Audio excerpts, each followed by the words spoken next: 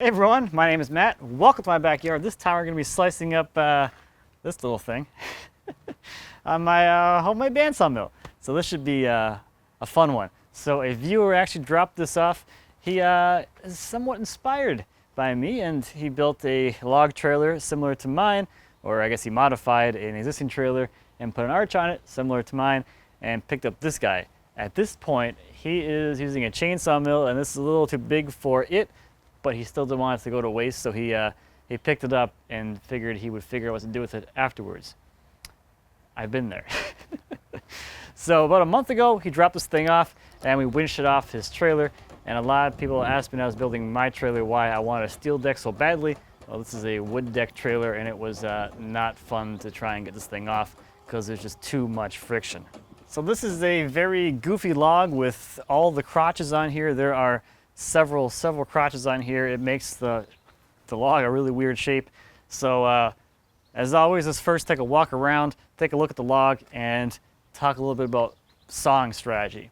And if you haven't noticed, it's probably got some embedded metal in it because this bird feeder's anchor is fully encapsulated in the tree. So real quick here for dimensions, at the base here, this is 4 feet across. And then up in here, we get up over 5 feet or so at that first crotch there. This side, pretty well flat-ish. And we got one crotch on the bottom here pointing down. And then we got this crotch section here, which creates these two. And you got another crotch down here, which makes this thing. And another pair of them over there. So overall, just a very odd shape. So we're gonna have a lot of crotch figure no matter which way we cut this thing. So in my mind now it's like, which way do I cut this to give the best yield or the most maybe uniform slabs as far as shape goes? The easiest thing to do would be just to cut it as it is on the saw, but I am liking the idea of cutting in this plane here. So on the other side here, this is pretty well flat. We're gonna have, I think, a more uniform shape as we work through the log, rather than cutting it in this orientation where we would have some longer stuff and then some shorter stuff, but the long stuff wouldn't be super uniform either. It would be big, really big on one end and kind of skinny on the other end. So not nearly as useful, I guess. I think looking at this side makes it a little more clear. So you would have a more uniform size all the way down through here. Sort of uniform, I guess. That's the thing about these sort of decisions, is you can really do anything and no way is more right than another, but you're gonna get different results. I think the figure is gonna be good regardless because there's so much crotch. It's just gonna be a matter of the uniformity of the slabs. So with the drone, I think we got a better idea of the top view and what the overall shape will be if I cut it in the orientation I have planned. You can see it's just slightly more uniform as you have a more, I guess, consistent width down the whole thing. So that's what I'm leaning towards, or that's what I'm gonna do. I'm not really leaning towards it anymore. We're gonna roll this thing and cut it 90 degrees from how it lays right now. So now that I've made a decision, this thing has been sitting here on the saw, for a month now. I've been looking at it a lot. I've been thinking about this a lot. I am gonna roll it and get cutting. So I got some prep work to do, get this thing rolled over, get it leveled out, get it further onto the bed because it's not fully on there right now, get a blade on the saw, get the saw head up in the air, and get the first cut ready to go. So I got some work to do. I'll see you in a little bit.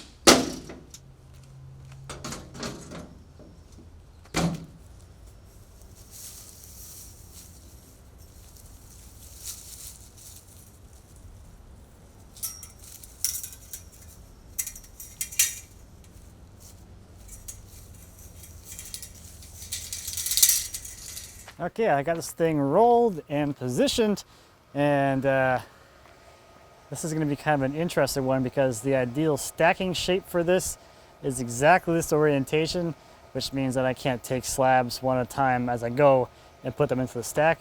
The bottom slab that goes on the bottom of the stack is on the bottom of the logs, so I'll be offloading them temporarily and stacking them all at once, which, you know, it's fine. Just gotta find a place to throw them in the meantime. So the first cut's gonna remove some of this thing here. That's gonna be the cap for later. We'll be able to get some smaller, well, shorter, I guess, slabs out of this area, and then we'll start getting down to the longer, bigger slabs, which should be kind of interesting. So I have the saw up, so the blade height now is 50 inches off the bed. I can still go higher, but I'm just gonna leave this all as one piece for the rain cap anyway, so there's no point in slicing it now anyway. So I'm just gonna take this big chunk off the top and then start working my way down. So one quick final walk around as get ready to start here. One thing is I do have this a little too far this way, so I'm probably gonna run out of cut length with my saw, so I'll probably trim some of this a little bit, but I'm not super worried about that. We'll make it go. We got the bird feeder. Bird feeder's hanging out down there. We'll deal with that later.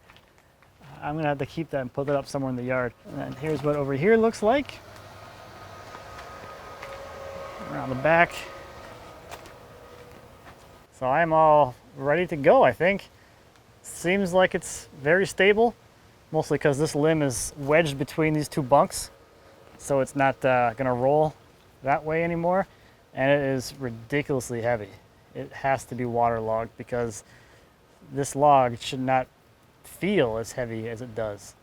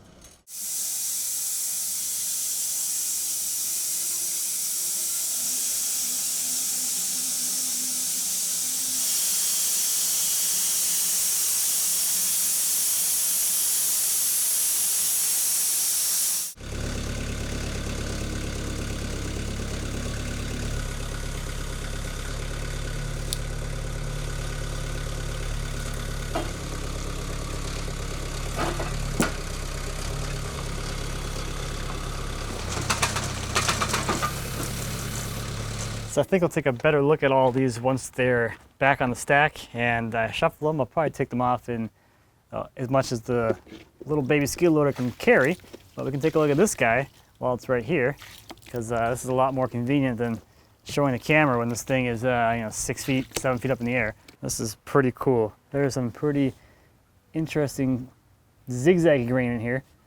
and some kind of, these are interesting, I don't know, staining? Some kind of weird color thing, but this is promising for being the very first slab. And you know what, for fun, let's take a quick look at top side of slab number 5. Since this is this limb is coming straight up through here, we're going to have essentially kind of a cookie situation with a pith of this crotch coming up. So kind of a bullseye thing as we get through all of these ones. Yeah, this is pretty cool too. So kind of a similar thing to the other one, just more of a circular type pattern.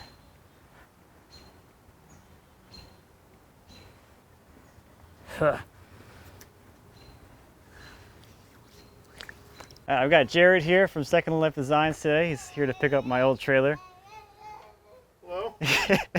He's gonna try out the sawmill here.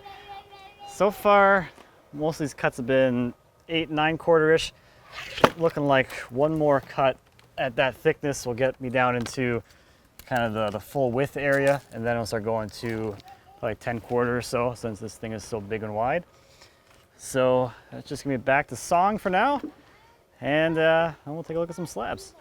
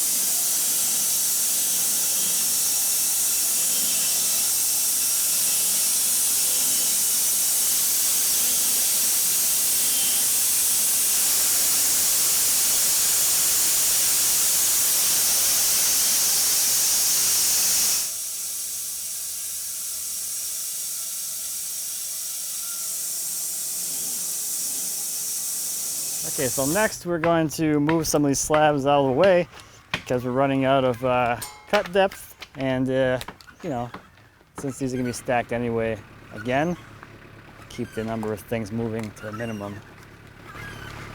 So I'm going to grab a skid steer, we'll pull these off, and then we'll take a look at what's on the bottom there. Maybe there's some interesting green.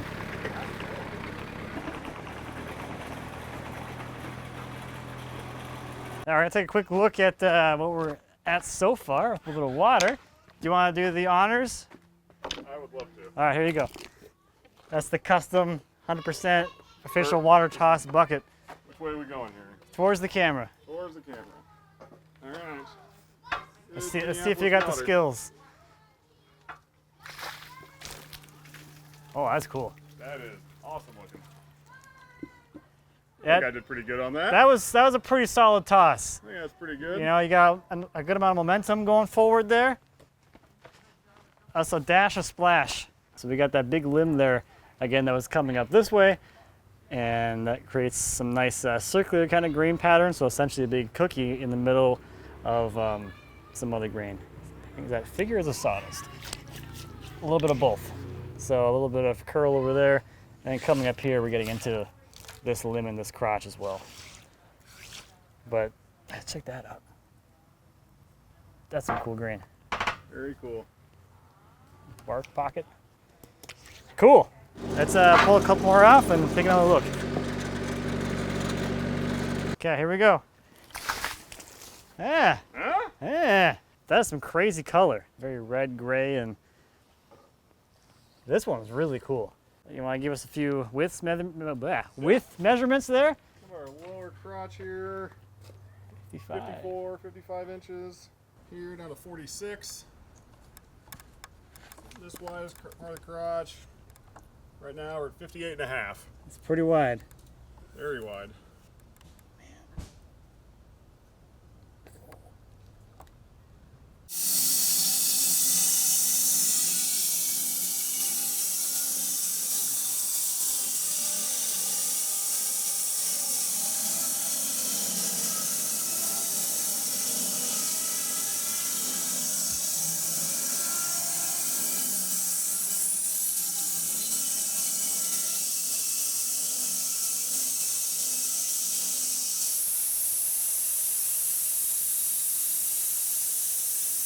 All right, I had a good time sawing a little bit with Jarrod over the weekend. My old trailer is now with him. I'll leave you a link to all his stuff if you want to check him out and see what happens to the old trailer. But today I'm gonna get back to sawing here. Probably saw next little sequence of slabs here, 2 or 3 more, and then start offloading these things probably one by one, and just chase the cut till I'm down all the way and have all my slabs cut.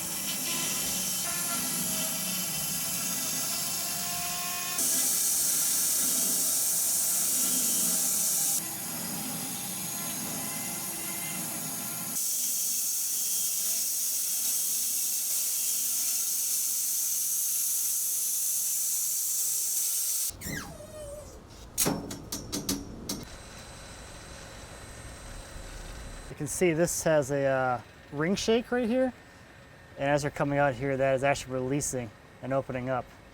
So, kind of interesting, actual ring shake.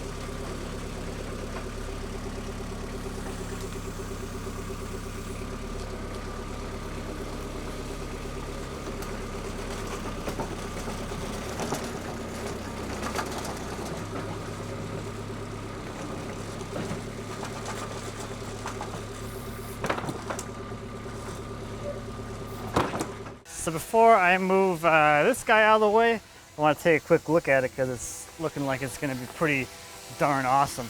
We're getting into 2 of the crotch pieces here. You can see the 2 bark inclusions there. So let's have a quick peek.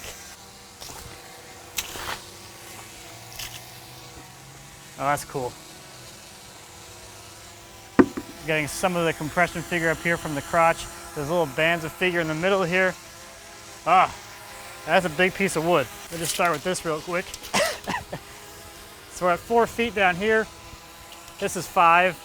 And then up through here is going to be just over 4 feet, 4.5 feet. So these are some big slabs. So starting up here, we have this bark inclusion. We got some figure and kinds of stuff going on there, and you can see the bands of figure up here on top of that limb here. That was that limb coming up in this direction here, so you can see the pith or the center of that limb right there. And there's some figure emanating from around that. Beautiful bark inclusion all through here with some figure around it, and another one that goes right down through here. Color on this is amazing too. Lots and lots of interesting things going on these. Then you can see this is that ring shake right here. There's actually a couple of them. And a ring shake is where the tree separates along the growth rings, and you'll have some kind of splits that follow the ring around the tree. So it's looking like I'll probably be able to get 2 more slabs out of here before I run out of full width. So 1 here and then 1 down here, and that'll be it for the main section of the tree that's gonna get stacked to dry. So 2 more cuts for that. I'm gonna get this top slab out of the way and then make those last 2 cuts. I think because I missed the nail or screw for the bird feeder, I'm just gonna leave it there. And while these things are drying for the next couple of years, you know, I just feed the birds.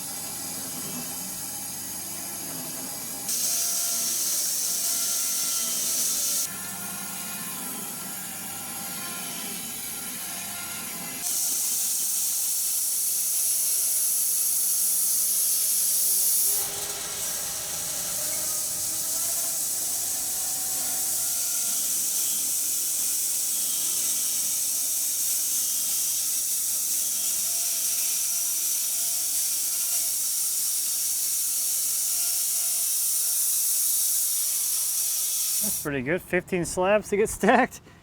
So I'm gonna pull 12, 13, 14 out of here. 15 is gonna go back into the stack as a first slab, and we'll get that area ready, get the levelers set up, and start stacking and looking at slabs.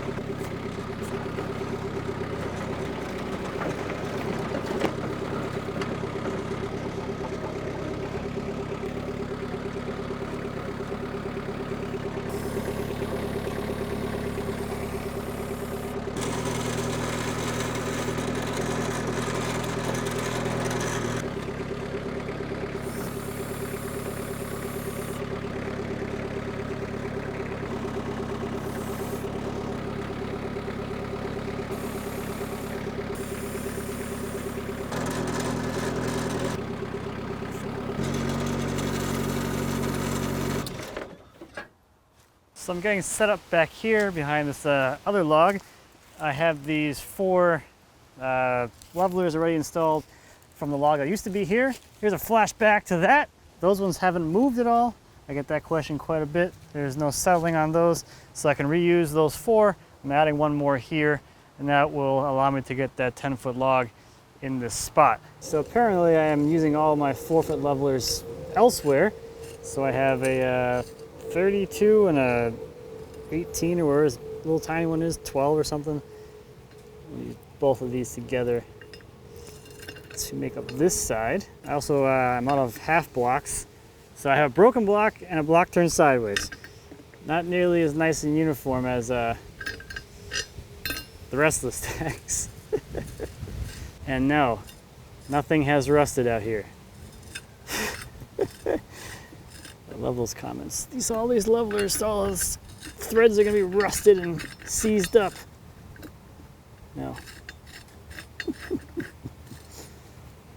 Not really. Okay, it looks pretty good. So this whole section here is a little higher than the other one, so I can't quite get it balanced out perfectly. So it's 3/4 higher than my range on this thing. So on these 4 first ones, I'll have a 3/4 inch sticker as well as the 1/2 inch sticker, which is normally on here. And the one down there gets 1/2 inch sticker, and then everything is cold planar.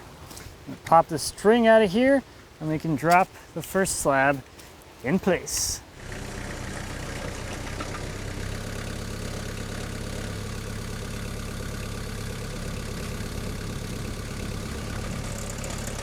All right, who's ready to look at some wood? Hoo-ah! Splish splash, baby. Man, this stuff is cool. I think the color on the silver maple is probably my favorite thing. It has such a variety of color and stuff. So there is this guy. That's some pretty cool color from the heartwood there. It's like grays and reds and oranges, and the white sapwood surrounding it. So pretty cool. Let's grab another one.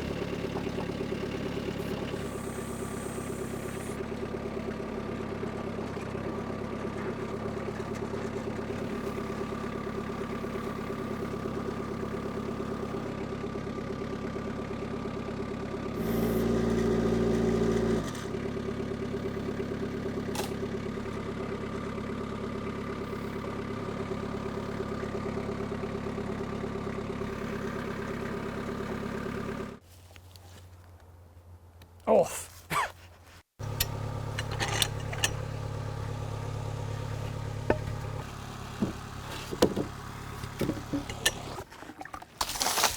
This stuff is so cool.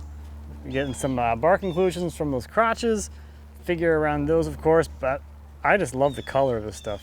You have such an interesting variety of color, and just the color palettes all over the place. Pretty cool stuff. Let me get that next one up here. We'll take a look at that guy. I feel like I'm going to need a bigger bucket because I'm not getting enough water on the slabs.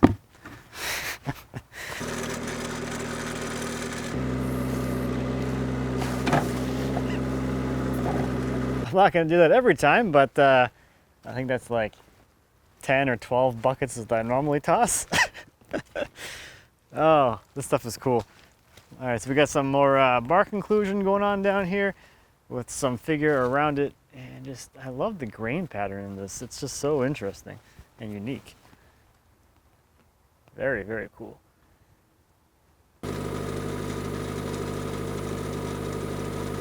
So this is number 12, and we're getting a little bit deeper into the tree, so things should be getting a little more interesting. You can see we already have this large bark inclusion here, which should be pretty sweet.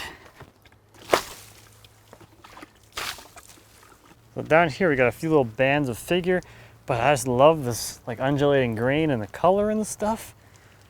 It's pretty amazing. You got some figure all through here, got a nice bark inclusion there. You can see the ring shake, so this structural defect here, that's that ring shake. So we got some cracks here and a few spots, but I think that adds to the overall character of this tree. A little more shakes up here, but we got this really interesting bark inclusion there too.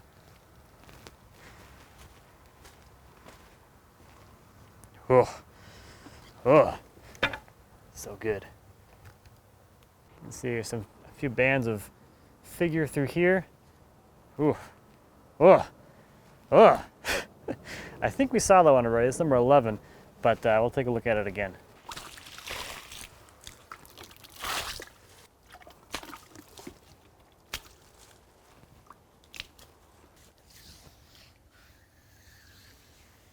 We got that big bark inclusion from this crotch right through the middle. We got a few splits and shakes there, and then another bark inclusion here. So I really like this whole like multi-bark inclusion thing with all these limbs here. This is especially cool. This situation here with this undulating bark inclusion, and we got some figure up here from the top of that limb there. Another very nice looking slab. What's this, number 10? Here we go. Whoop. That was not a good one. That was my one bad one, I think. Ooh, that was bad. I'm soaked. I cannot get over how big these things are. That's a big tree. Got some cool stuff going on up here. We got that bark inclusion is almost gone. A little bit of crotch figure around there. I got figure above that limb over there. Some nice bit of crotch figure here. The bark inclusion. And just some cool stuff going on all down in here.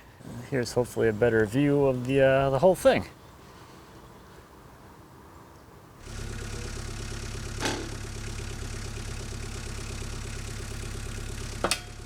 All right, number 9. Whoa, that is cold and fresh.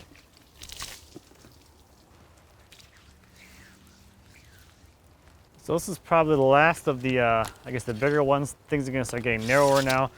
So let's grab some measurements here. Got 42 down here. We got this little dip in here. This is over 4 feet still. 54, 46, and 54 up here. So still pretty big, but they're gonna start getting a bit smaller. Which is still gonna be big by, you know, most standards. So we're starting to see that main limb that is coming up through here. That is the bullseye pattern from there, and the bark inclusion that surrounds what used to be, or what will be in the other slabs. That big limb that came up from right here. So we got that, which is kind of cool. There's a little bit of spalting around there, which is kind of a nice touch. Still have the shakes. So we do have the structural defects here. Not a huge deal, but kind of a nice little detail. A little bit of crotch figure through here. We are through the bark inclusion, so this is all just figure now. We're through the bark inclusion here as well in the middle. Not a whole lot of figure surrounding there anymore, but you still have a little bit of that bark inclusion there. Now up here, we're getting into this chainsaw cut here, so the rest of these slabs are gonna have a gouge all the way through here. This one does not go all the way through, but the other ones will. Then over here we have that little bit of like sunburst kind of pattern going on from the figure above that limb there. Okay, number 8. It's wet.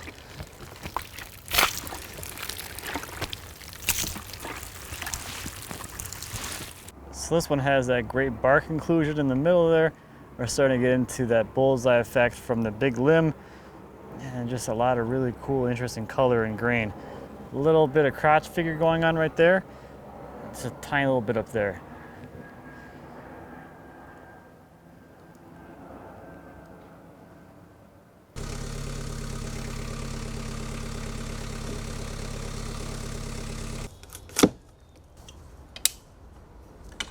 Number 7. Here we go.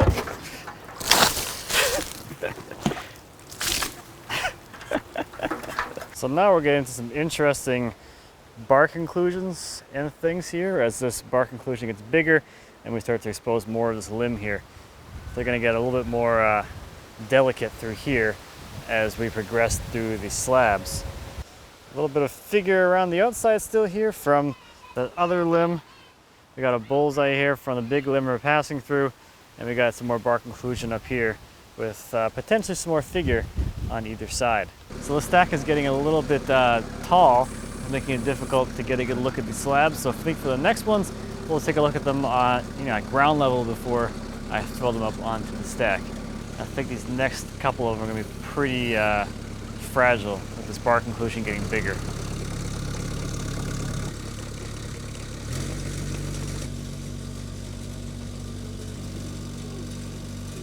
So you can see this one's got the bark inclusion all the way through, so it's 2 separate pieces now. This one here is quite fragile. It's got a little bit of a fracture going on there. Let's take a quick look.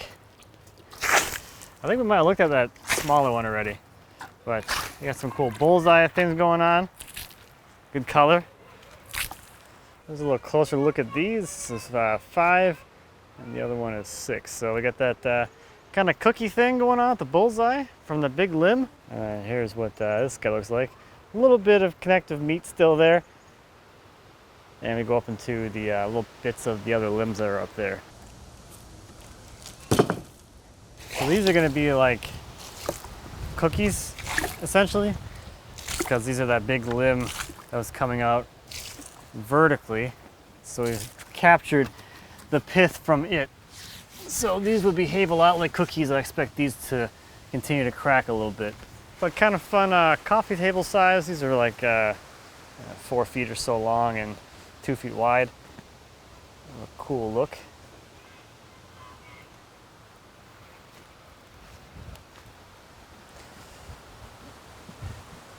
And these two are going to be fairly similar to the last one, just smaller. Really cool color. I think we looked at this one already. Grain on here is wicked. Wicked grain. I like it a lot. So we got 4, 3. This is number 2. A lot of really interesting color and stuff going on here. This looks so much like a flame or something. And then number 1 is kind of a smaller version, a little more sapwood, a little less heartwood. Still pretty cool though.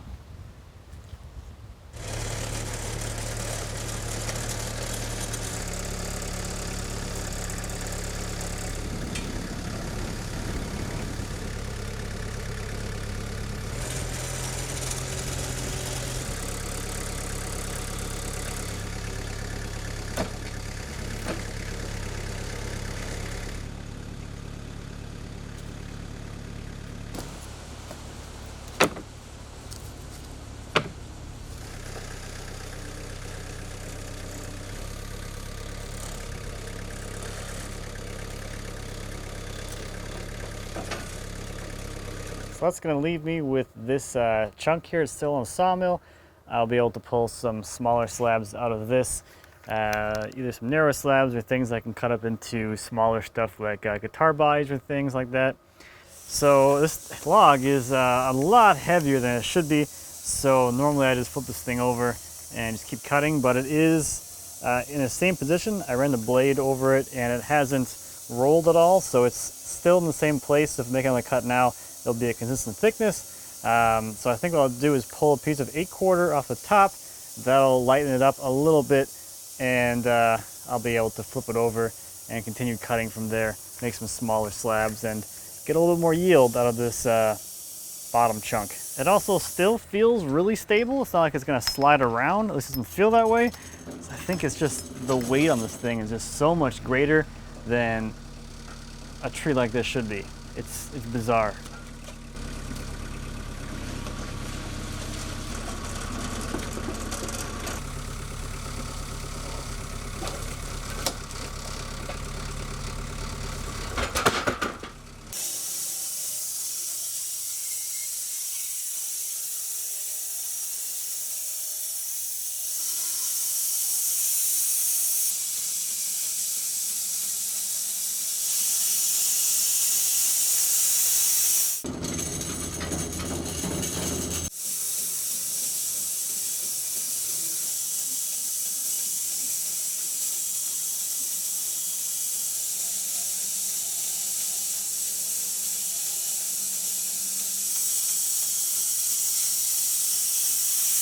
Okay.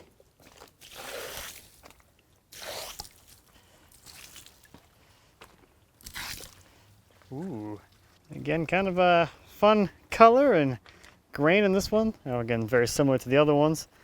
Those are kind of cool. Whatever these things are. That's nice. All right, let's take a look at the 2 smaller ones.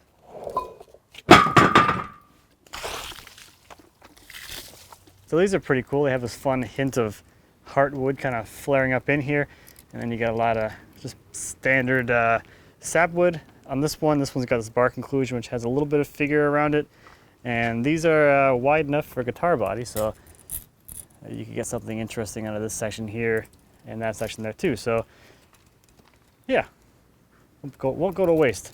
Also got that little tiny piece right there, which should be enough for a goofy guitar body, I guess, or other assorted live edge weird thing.